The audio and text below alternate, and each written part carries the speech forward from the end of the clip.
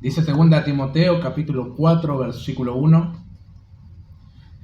Te encarezco delante de Dios y del Señor Jesucristo, que juzgará a los vivos y a los muertos en su manifestación y en su reino.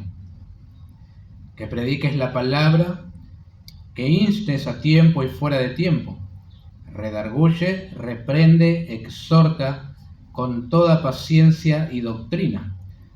Porque vendrá tiempo cuando no sufrirán la sana doctrina, sino que teniendo comezón de oír se amontonarán maestros conforme a sus propias concupiscencias, y apartarán de la verdad el oído y se volverán a las fábulas. Hasta aquí nomás, el versículo 5 podríamos haberlo incluido, pero puede ser como una bisagra también para iniciar otro mensaje. Bueno, oremos.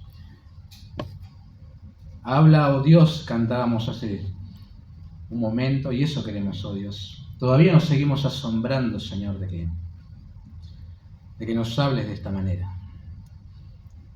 Y en verdad eso que cantábamos es una oración también. Quita, oh Dios, de mí la incredulidad.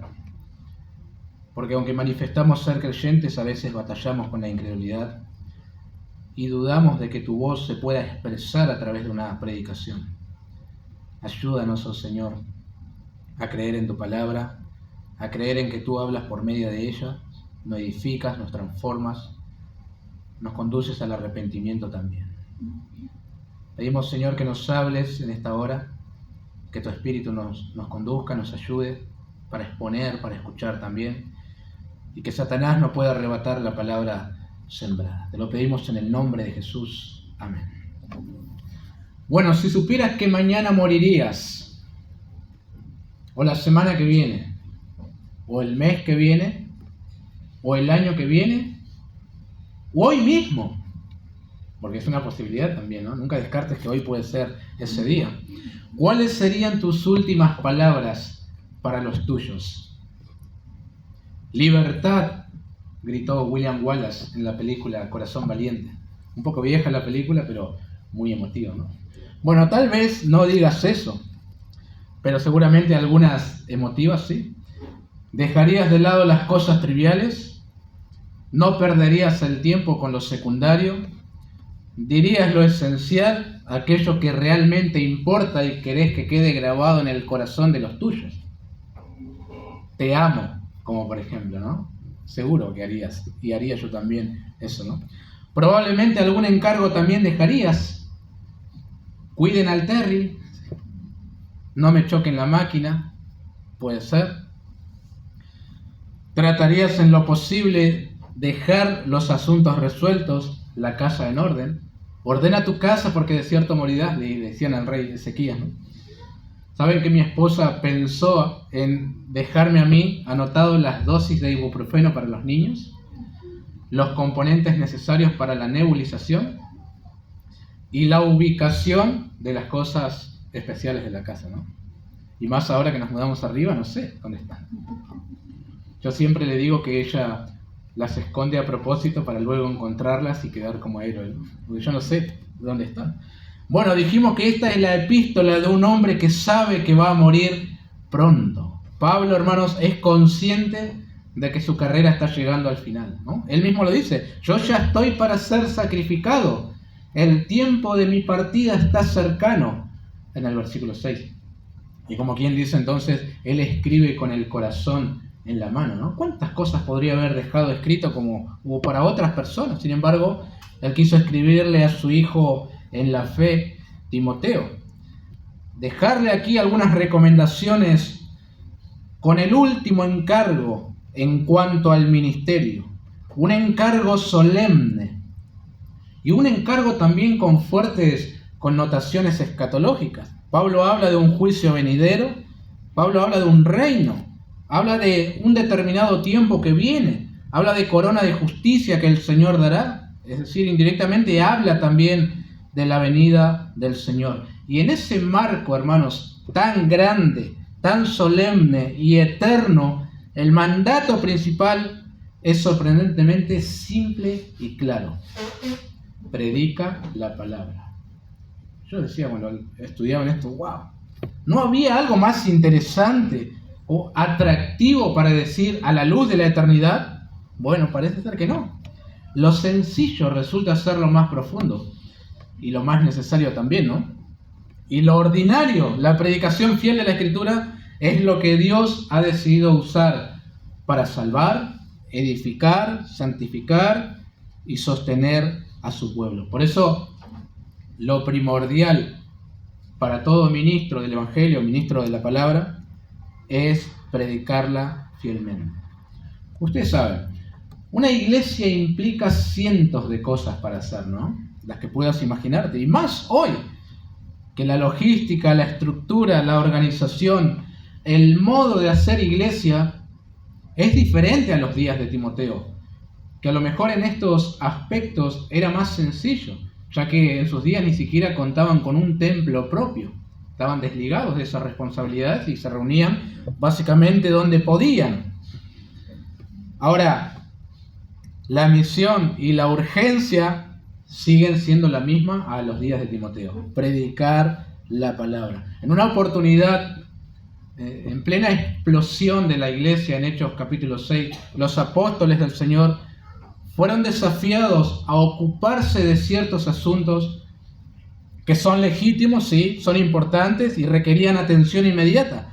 Pero la respuesta de ellos ante esa situación revela lo que era verdaderamente importante y urgente. Ellos dijeron: escojan a ciertos hermanos, a 7, que se ocupen de esta tarea. Y nosotros persistiremos en la oración y en la palabra. Ahora, no es que tenían coronita y ellos no podían tratar los asuntos prácticos de la iglesia, por supuesto que no, pero tampoco permitieron que lo secundario desplazara lo central, ¿no? Esa era una tentación fuerte que vivieron en aquel momento. Ahora, en esta ocasión, Pablo, después de, se cree, 30 años de ministerio aproximadamente, llegando a la meta, le ordena a quien le está entregando la posta que continúe con aquello que él se dedicó a hacer gran parte de su vida: predicar la palabra. Y vale la pena prestarle atención, hermanos, a este encargo que le da a Timoteo. Así he titulado: un encargo solemne para el siervo de Dios, ¿no? Lo primero a considerar de esta porción es el peso eterno de este encargo. Noten el versículo 1: te encarezco delante de Dios y del Señor Jesucristo, que juzgará a los vivos y a los muertos en su manifestación y en su reino. Hasta ahí nomás, te encarezco. Bueno, los que saben dicen que es la forma intensificada del verbo que significa testificar. Esta era la fórmula habitual usada en tiempos de Pablo para exigir testimonio a un testigo en juicio. Se utiliza en el Nuevo Testamento para formular una afirmación solemne y enfática a modo de juramento. En Hechos capítulo 23 se emplea esta palabra. Un ángel del Señor dijo a Pablo: ten ánimo, Pablo, pues como has testificado de mí en Jerusalén, así es necesario que testifiques en Roma. Testificado es la misma palabra que emplea aquí para te encarezco, ¿no? Así es. Ahora, muy interesante cómo traducen otras versiones más contemporáneas este versículo. Te doy este solemne encargo.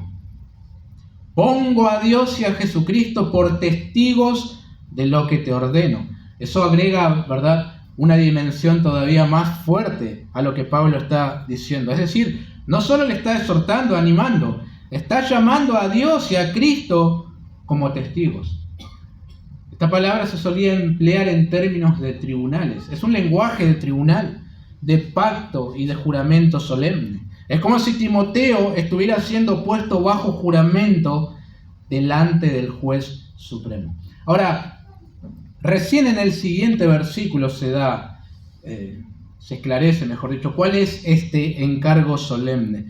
Pero antes de ir ahí, vale la pena que nos detengamos un momento en las cuestiones escatológicas que Pablo menciona aquí en el versículo 1. No están ahí como un relleno, sino que le dan un peso, una urgencia y seriedad a todo lo que sigue. De hecho, podríamos haber titulado así también el primer punto: la seriedad del encargo solemne. Yo le puse el peso eterno, pero ambos está bien, ¿no?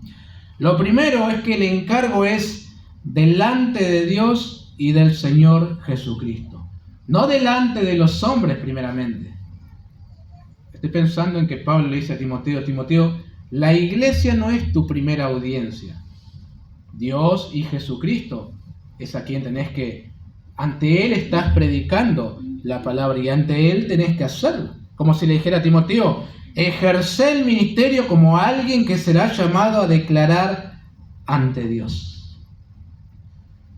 Eso es impresionante, hermano. Es decir, hay una mirada constante del Señor para aquellos que le están sirviendo, ¿no? Pablo ministraba, predicaba y siempre con esa realidad presente. Dijo a los Gálatas, pues busco ahora el favor de los hombres o el de Dios. O trato de agradar a los hombres, pues si todavía agradara a los hombres, no sería siervo de Cristo. Y a los tesalonicenses, fuimos aprobados por Dios para que se nos confiase el Evangelio. Así hablamos, no como para agradar a los hombres, sino a Dios, que prueba nuestros corazones. Y ante Félix, en Hechos 24, declaró, y por esto procuro tener siempre una conciencia sin ofensa ante Dios y ante los hombres.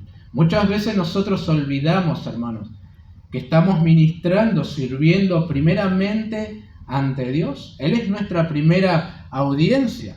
Y cuando eso pasa, porque pasa, el servicio se vuelve liviano, rutinario y casi mecánico, ¿no? Y esto no aplica solamente a la predicación, sino a cualquier servicio que puedas realizar para el Señor dentro de la iglesia. Cada ministerio, por pequeño que parezca, es valioso cuando se hace delante del Señor. Yo creo que si tomáramos conciencia de esta verdad, nuestra motivación sería otra. Yo estoy sirviendo primeramente delante del Señor, y entonces ¿cómo lo vas a hacer el servicio? ¿No? De una manera diferente a que si fuera para un hombre, seguramente. Nuestra motivación sería diferente, no solo habría más entusiasmo, sino también más fidelidad y mayor compromiso. Haríamos las cosas no para ser vistos, sino con la conciencia de que estamos delante de Dios, y lo haríamos para honrarle a Él, que ve lo secreto y ante quien un día daremos cuenta también, ¿no? Esto lo deja ver mejor el siguiente versículo, la siguiente verdad escatológica, que juzgará a los vivos y a los muertos. Nos hace recordar que habrá un día de rendición de cuentas. El Señor te dio algo para servirle y vos vas a rendir cuenta de cómo realizaste este servicio, ¿no? Y nadie queda afuera por lo leído aquí. Todo ministerio, toda predicación, toda fidelidad o infidelidad será evaluada por Cristo mismo. Pablo dice esto en otras porciones, noten algunas citas, parafraseando. Romanos 14, 10 al 12, porque todos compareceremos ante el tribunal de Cristo, de manera que cada uno de nosotros dará cuenta de sí. 2 Corintios 5, 9 y 10, porque es necesario que todos nosotros comparezcamos ante el tribunal de Cristo, para que cada uno reciba según lo que haya hecho. 1 Corintios 3, 12 al 15, estoy parafraseando, la obra de cada uno se hará manifiesta, porque en el día la declarará. 4, 1 al 5, así pues, téngannos los hombres por servidores de Cristo. El Señor sacará a luz lo oculto de las tinieblas. Y Hechos 17, 31, por cuanto ha establecido un día en el cual juzgará al mundo con justicia por aquel varón a quien designó. Así que Pablo no está diciendo nada nuevo aquí, y que probablemente Timoteo ya no lo supiera, ¿no? Es una convicción que atraviesa todo su ministerio. Habrá un día de rendición de cuentas, y ese día el que evaluará nuestro servicio no será la gente, sino Cristo mismo. Qué lindo sería pensar en eso cuando servimos al Señor, ¿no? Los hermanos no te van a decir, bien, buen siervo y fiel, será el Señor. Ahí tiene que cambiar mucho nuestra manera en que le servimos. Ahora, sabemos nosotros para los creyentes que este no será un juicio de condenación ni de salvación, porque eso ya fue resuelto en la cruz. Ninguna condenación hay para los que están en Cristo Jesús, Romanos 8. Para el creyente, el juicio tiene que ver con recompensa, fidelidad y evaluación de la obra, no con destino eterno. Pero para los no creyentes, sí será un juicio de condenación, ¿no? Escucharán la sentencia de parte del Señor. La Escritura es clara en este punto. Jesús mismo dijo: el que no cree ya ha sido condenado, Juan 3:18. Y el juez designado por Dios es el Hijo, Juan 5:22. Porque el Padre a nadie juzga, sino que todo el juicio dio al Hijo. Más adelante en esa porción Jesús dice que el Padre le dio autoridad para juzgar por cuanto es el Hijo del Hombre. Así queda bien claro, ¿no, hermanos? ¿Por qué Pablo pone a Timoteo delante de Cristo como juez antes de decirle predica la palabra? Él también ha de comparecer ante el juez. Me imagino la atención que habrá prestado este hombre, ¿no? Mientras iba leyendo esto.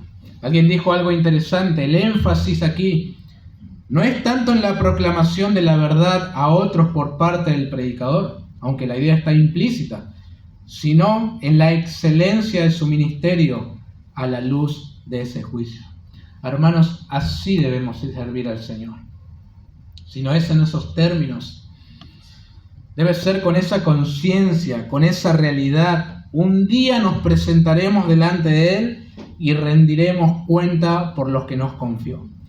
Seamos fieles entonces, seamos responsables en nuestra manera de vivir y en nuestro servicio también. Si es que anhelamos oír, bien, buen siervo y fiel. En lo poco has sido fiel, sobre mucho te pondré, ¿no?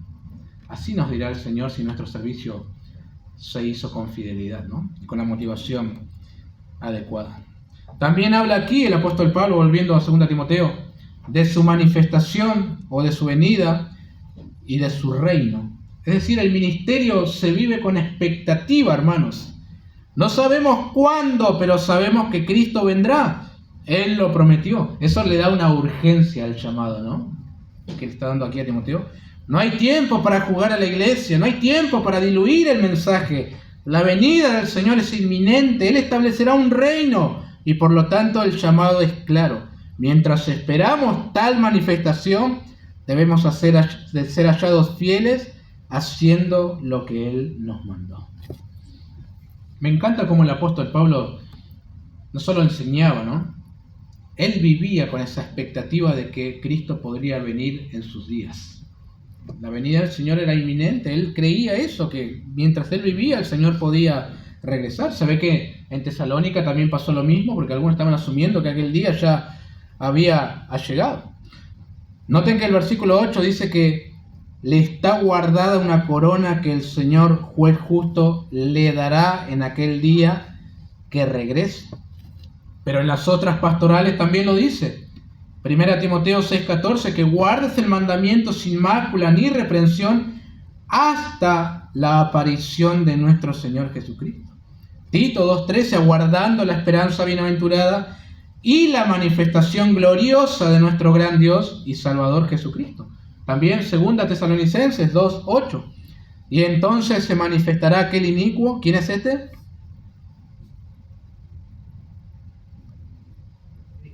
Así es, el anticristo. A quien el Señor matará con el espíritu de su boca y destruirá con el resplandor de su venida. Y en 1 Tesalonicenses 4, pasaje conocido, ahí describe cómo será el evento, el orden. Siempre Pablo, por eso digo que no solo lo enseñaba, sino que anhelaba también la venida del Señor. Así que hermanos, si estas verdades, que servimos delante de un Dios que nos juzgará y que pronto viene a reinar, quedan grabadas en nuestros corazones, nuestro servicio no puede menos que ser fiel a Dios, ¿no? No menos que eso, hermano. Y con excelencia, con lo mejor de nosotros. Siempre habrá imperfecciones, por supuesto, pecado, errores, pero lo que el Señor espera es que seamos fieles y estemos ocupados en lo que Él nos encargó. Eso es lo que le está diciendo aquí a Timoteo, ¿no? A la luz de esto, Timoteo, y lo que sigue, ¿no? Por eso, en segundo lugar, noten conmigo el encargo solemne.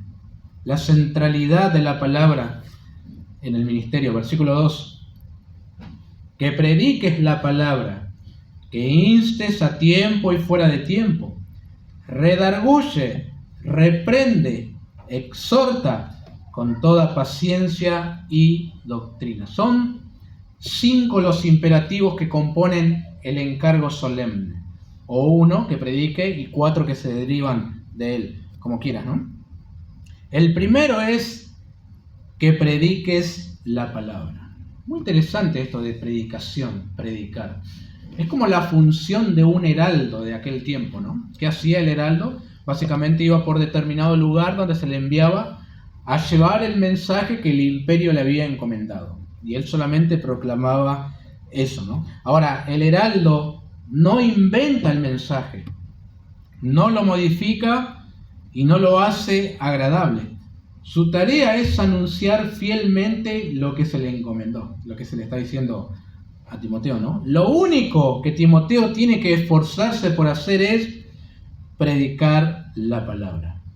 No sus ideas, no reflexiones, no entretenimiento, no mensajes motivacionales, sino la palabra.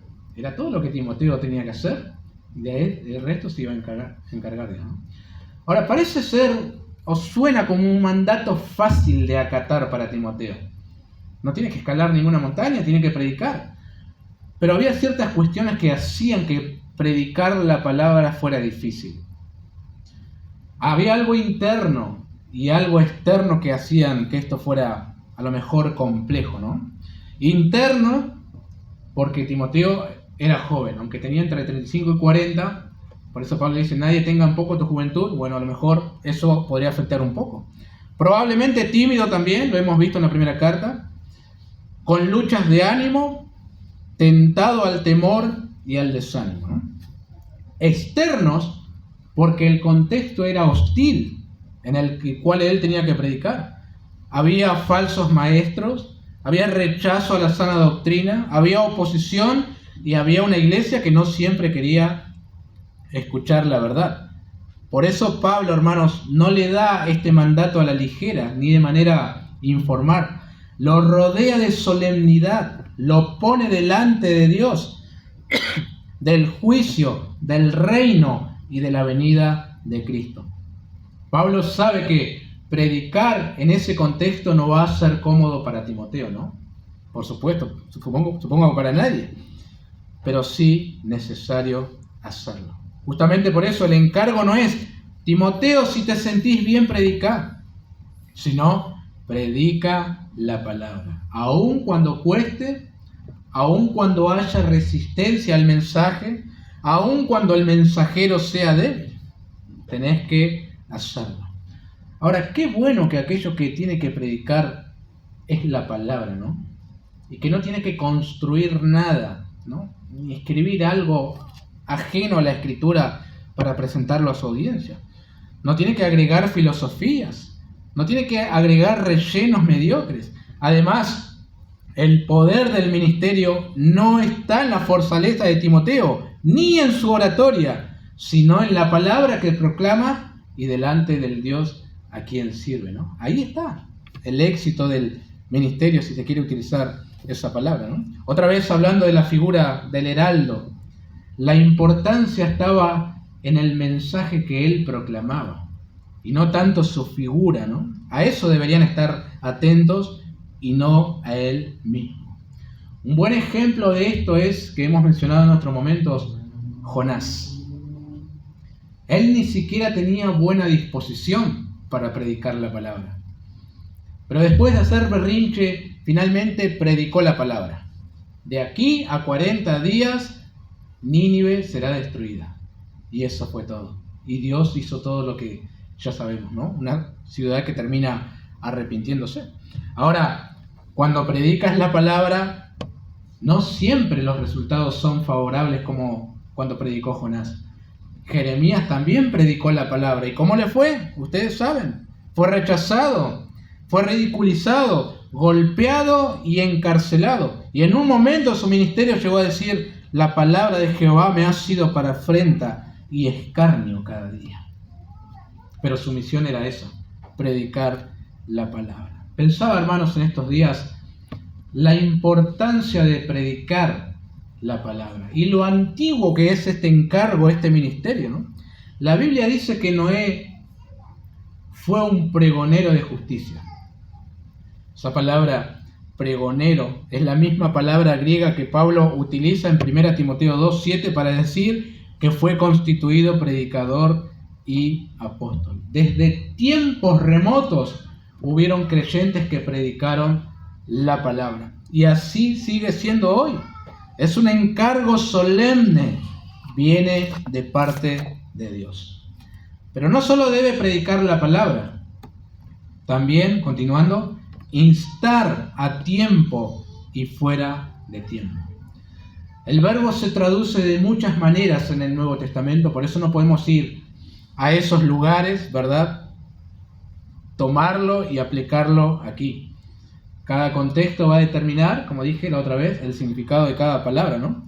La idea aquí es: mantente presente con la palabra, colócate firmemente junto a ella, tanto cuando la situación parece favorable como cuando no lo es. O dicho de otra manera, no abandones tu puesto como ministro de la palabra porque el contexto sea adverso.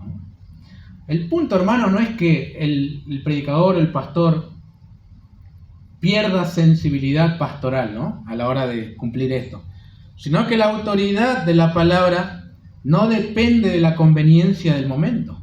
Yo sé que el imperativo se puede malinterpretar y otros lo entienden de diferente manera, y enseñar que uno debe predicar e insistir en todo momento, aun cuando te digan: mirá, no quiero escucharte, no es el momento, basta, cortala. Y vos estás, dale, hay que instar a tiempo y fuera. No es esa la idea, ¿verdad? Eso ya es ser inoportuno, es ser imprudente, es dar un mal testimonio. Un comentarista dice que el verbo tiene un sentido más que de insistencia, el de estar preparado en todo tiempo para llevar a cabo la proclamación. No se trata de ser inoportuno, sino de aprovechar toda la oportunidad para cumplir fielmente con el ministerio. Fin de la cita, ¿no? En el siguiente versículo se habla de un tiempo en el cual la gente no va a querer escuchar la verdad. Entonces, aquel que predica la palabra debe continuar haciéndolo, seguir instando, aun cuando la palabra ya no sea bienvenida, ¿no? Lo que sí podemos hacer es, siendo prudentes, buscar o crear las oportunidades, ¿no? Tampoco nos vamos a ir al otro extremo y de no compartir nunca la palabra porque, bueno, no es el momento oportuno, cuando en verdad a lo mejor sí podría haberlo sido, ¿no? Que el Señor nos dé sabiduría en su momento. Timoteo y los predicadores deben también redarguir. Hemos hablado de esto cuando tratamos los versículos 16 y 17, ¿no? Las escrituras son útiles para redarguir. La idea aquí es la de convencer, poner en evidencia, como cuando en aquel relato de Jesús, recuerdan que los fariseos y los escribas trajeron a una mujer en pleno acto de adulterio. Bueno, querían ver qué decía el Señor, tentarle, y él respondió: el que de vosotros esté sin pecado, sea el primero en arrojar la piedra contra ella. Luego, ellos al oír esto, acusados por sus conciencias, esto es redarguir, salían uno a uno, comenzando de los más viejos hasta los postreros. Eso es lo que hace el Espíritu de Dios cuando la palabra se predica. Redarguye al pecador, trae convicción de pecado. No es Timoteo quien va a convencer a las personas. Él solo tiene que predicar la palabra. Es lo que vimos en el sermón de Pedro el domingo pasado, en Hechos capítulo 2. ¿Qué hizo Pedro? Predicó la palabra. ¿Qué hizo el Espíritu? Compungió los corazones y llevaron a preguntarse: ¿qué haremos? Bueno, y después ya ustedes saben todo lo que vino. Juan 16:8 dice: y cuando Él venga, el Consolador, el Espíritu, convencerá al mundo de pecado, de justicia y de juicio. ¿Y cómo lo hace? Usando la palabra y aplicándola al pecador, ¿no? A veces nosotros tratamos de convencer a las personas. ¡Ay, ya le falta poquito para creer! Uy, qué tonto fui, le tendría que haber dicho esto y no aquello. Ay, qué lástima. No me aprendí el argumento cosmológico Kalam, si no iba a creer y lo iba a convencer. Prediquemos la palabra y dejemos que el Espíritu haga aquello que nosotros no podemos hacer, redarguir, convencer. Eso nos va a dar más tranquilidad a la hora de predicar, ¿no? Si cree, gloria al Señor; si no cree, culpa mía, no es, ¿no? Timoteo también ha de reprender conforme a la palabra y según ella, ¿no? Si estoy bien, en su idioma original, en el griego, solo aparece esta palabra en esta porción y en Judas 9, fuera de los evangelios sinópticos, ¿no? Allí se menciona, o se utiliza, mejor dicho, muchas veces esto de reprender. Leamos algunas porciones como para tratar de entender mejor aquí lo que se le ordena a Timoteo. Mateo 16, 22. Entonces Pedro, tomándolo aparte a Jesús, comenzó a reconvenirle, esa es la palabra aquí para reprender, diciendo: Señor, ten compasión de ti, en ninguna manera esto te acontezca. Marcos 1:21. Pero Jesús le reprendió al demonio, diciendo: cállate y sal de él. Lucas 19:39. Entonces algunos de los fariseos de entre la multitud le dijeron: Maestro, reprende a tus discípulos. Y en Judas 1:9. Pero cuando el arcángel Miguel contendía con el diablo, disputando con él por el cuerpo de Moisés, no se atrevió a proferir juicio de maldición contra él, sino que dijo: el Señor te reprenda. Entonces podemos, creo, con esto, definir reprender como exponer, denunciar, expresar intensa desaprobación, confrontar y corregir el error mediante la palabra, buscando producir convicción y retorno a la verdad. Todo eso, ¿no? Claro que el contexto determinará su significado, ¿no? Y aunque la palabra es distinta, la idea es la de Tito 1:13.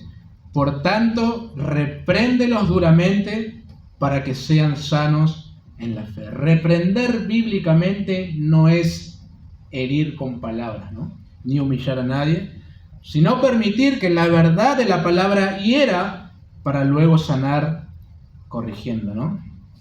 Decía un comentarista: no puede ser reprendido quien no se desvíe de la palabra, y nadie puede reprender si no es por la palabra. En ocasiones se reprende a creyentes por no guardar estrictamente las formas tradicionales, las costumbres de la iglesia, las formas del culto, la música en las canciones, el modo de practicar las ordenanzas y otras muchas cosas que son religión, pero no son doctrina. De ahí la instrucción de Pablo advirtiendo a Timoteo para reprender solamente con la palabra y conforme a ella. Fin de la cita. Hermanos, ha habido mucho abuso pastoral con esto de reprender a los hermanos, ¿no? Muchos líderes creen que tienen cierta autoridad sobre los creyentes hasta para decirle con quién se tienen que casar y con quién no. Ah, es un hombre de autoridad. No es nadie. ¿Qué autoridad? ¿De qué estamos hablando? Hace un tiempo estábamos participando en unas videollamadas pastorales. Quien predicaba era un pastor muy conocido hoy en día, de Grace Church. Y él decía, en algo que estoy de acuerdo: el pastor no tiene ninguna autoridad. Y eso es cierto. El pastor no tiene ninguna autoridad. Es decir, en sí mismo no tiene autoridad para nada. Pero sí tiene la responsabilidad de ejercer y aplicar la autoridad de la palabra dentro de los límites de la palabra. Entiende que hay una sutil diferencia, ¿no? El pastor no tiene autoridad propia, pero sí tiene el llamado solemne de aplicar la autoridad de Dios revelada en su palabra. Renunciar a esta responsabilidad no es humildad, es desobediencia al encargo recibido. Y abusar de eso es crueldad, ¿no? Como siempre, hay que volver a la palabra. Ahora, así como ha habido abuso pastoral con esto de reprender, también es cierto que muchos han ignorado su responsabilidad de hacerlo con la palabra. Entonces, Todos los mensajes son de consuelo y de ánimo, y vamos a los salmos y bueno, a los caramelos de la Biblia, ¿no? Y rara vez se denuncia el pecado desde el púlpito o se confronta a algún hermano con una conducta que deshonra a Dios. Por tanto, hermanos, el pastor, como la misma iglesia, deben saber que el deber del ministro, cuando sea necesario, es la de reprender. Siempre dentro del marco bíblico, nunca fuera de ella, ¿no? Si no, es un abuso. Yo no puedo reprender a una mujer por usar pantalón y no pollera. Por supuesto que no puedo hacer eso. Eso es legalismo. Pero sí, por ejemplo, el pastor puede reprender cuando se violan los principios bíblicos, se me fue la palabra de la mente, de pudor y modestia. El pastor puede hacer eso, por supuesto. Una cosa es legalismo, otra cosa es aplicar la escritura. Cuando la mujer es sensual, cuando la mujer está haciendo de tropiezo a otros y por supuesto no está honrando a Dios, el pastor aplica solamente la palabra y dice, bueno, y aplica una reprensión, ¿no? No significa que la va a expulsar, que la va a retar, solamente le muestra que su conducta es incorrecta por medio de la palabra. Así es como funciona, mis queridos hermanos. Con la palabra siempre, nunca fuera de ella, ¿no? Bueno, y el último imperativo del encargo solemne, exhorta. ¿Qué es exhortar? El pastor me exhortó, dicen algunos, y por ahí en tu mente lo retó todo mal, ¿no?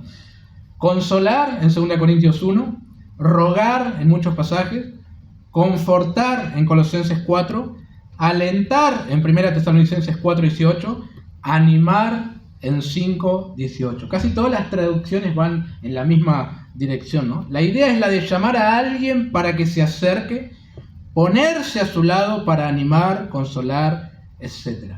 Reprender es la parte dura y agria. Pero no todo termina allí. Luego sigue la exhortación, infundirle ánimo. Mientras que la reprensión muestra la herida, la exhortación aplica el bálsamo, ¿no? Donde la palabra ha herido la conciencia, la exhortación fortalece el corazón para caminar en obediencia, ¿no? Si se aplica una sola cosa y lo otro, está incompleto el ministerio.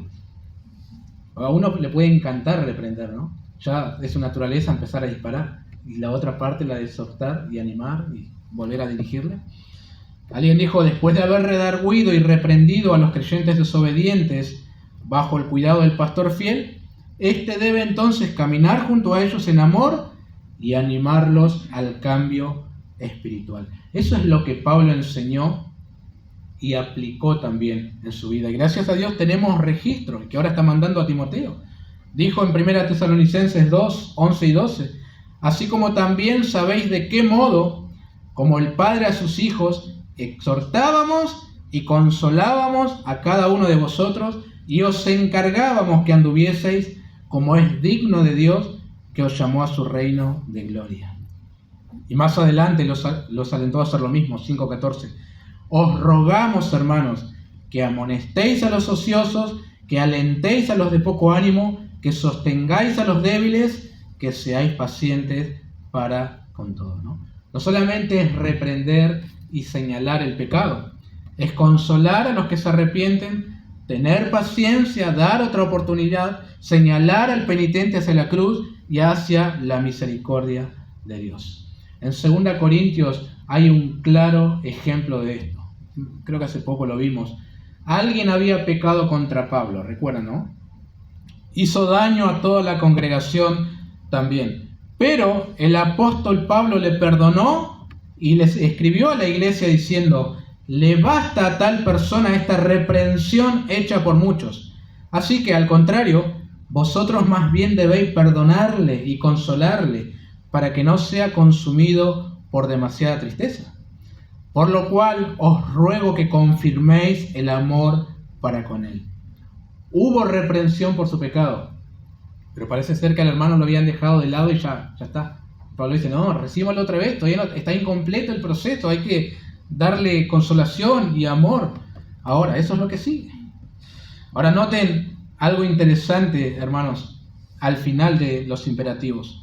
No solo importa que el pastor o los líderes cumplan con este encargo solemne de predicar, instar, redarguir, reprender y exhortar.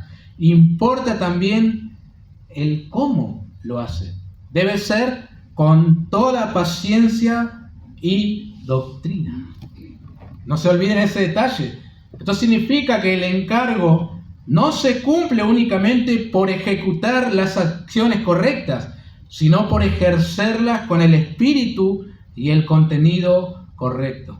Muchas veces nos pasa a los padres, ¿no? El que reprende lo hace desde la ira. Empezamos a repartir balazos para todos lados, ¿no? Y creemos que eso está bien. O desde el orgullo de creernos mejores que otros, en lugar de hacerlo con paciencia, longanimidad, sabiendo que el proceso puede ser lento. No todos crecen de la misma manera. No todos crecen al mismo ritmo. Y otra vez, también debe hacerse con toda doctrina, saturado de verdades bíblicas y no de opiniones humanas, ¿no? Así es como debe practicarse esta solemne, hermanos, el solemne encargo a Timoteo.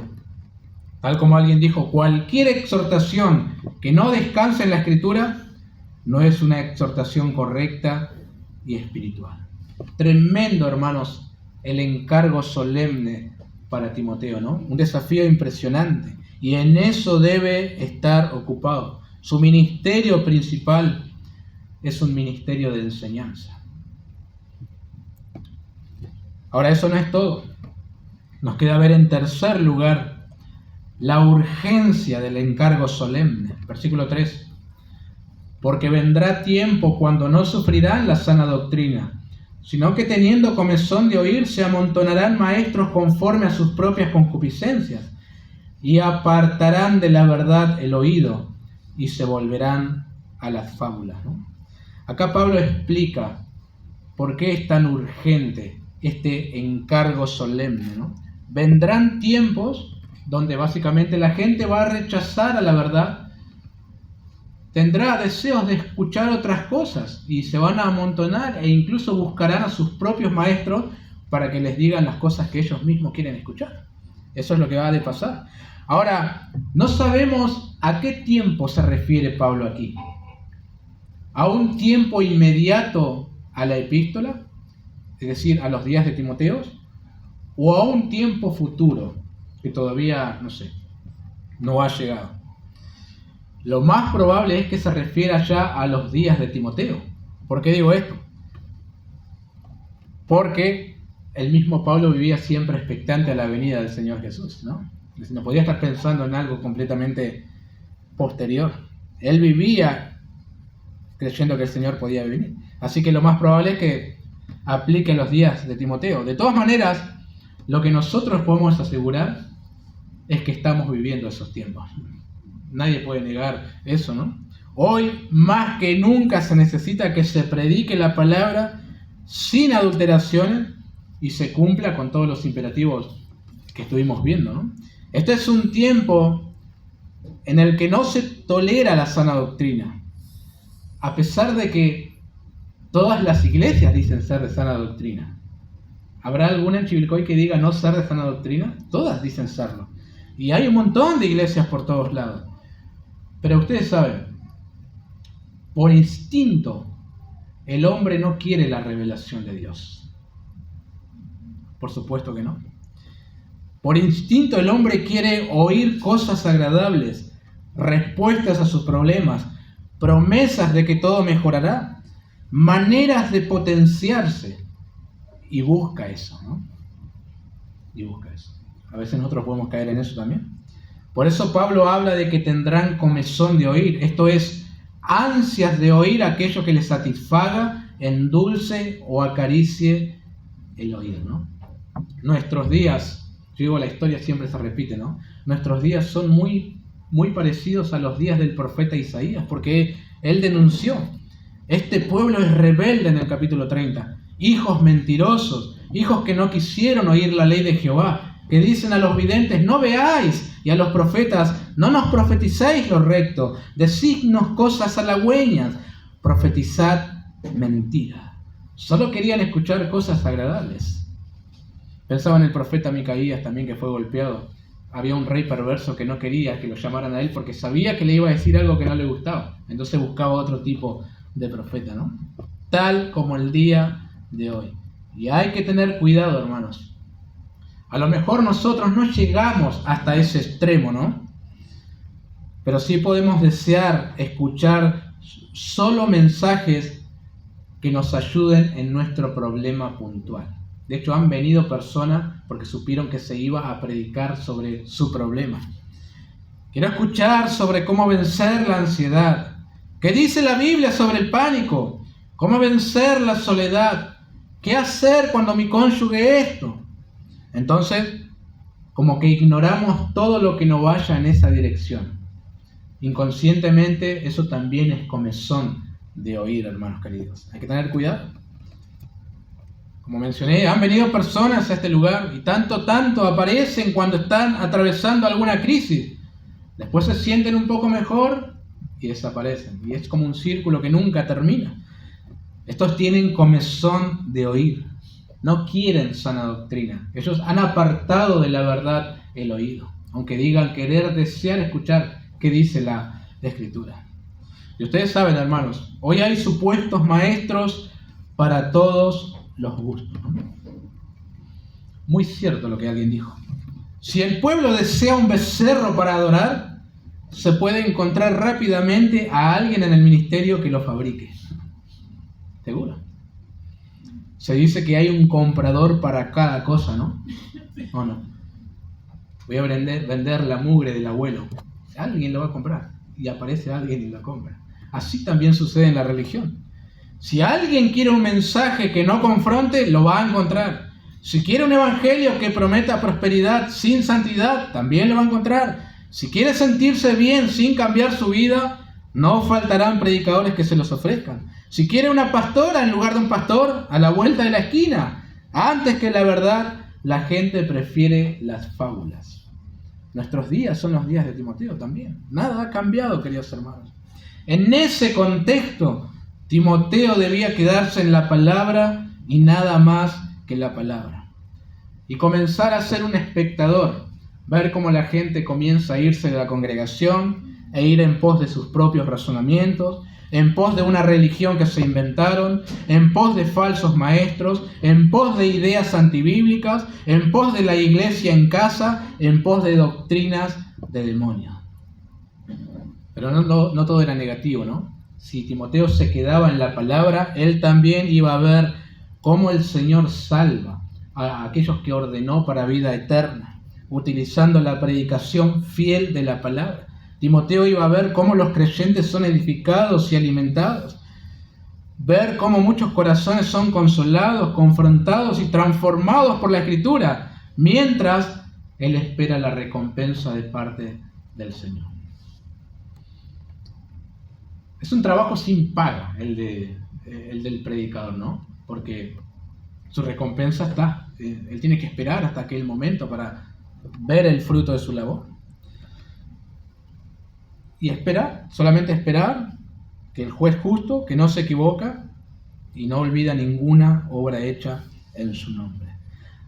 Que el Señor nos conceda, hermanos, la gracia de cumplir con este encargo solemne, ¿no? Que no es para nada fácil, de amar la palabra, de predicar la palabra y de permanecer en la palabra hasta el fin. Porque muchos han comenzado bien, pero terminaron mal, ¿no?